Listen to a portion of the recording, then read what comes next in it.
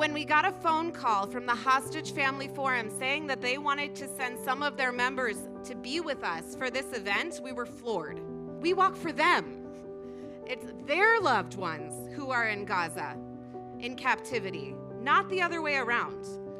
We were truly honored, and yet it just shows where we are in this world, that the Hostage Family Forum is coming to Boulder to support us. We are responsible for one another and connected, even when we have never actually met. A week ago, this community was attacked. 8 people were injured simply for standing up for life and justice. We send strength and healing for each and every one of them. But we must also name what happened: a hate crime, an anti-Semitic attack, not against an ideology, but against a people asking for their loved ones to come home.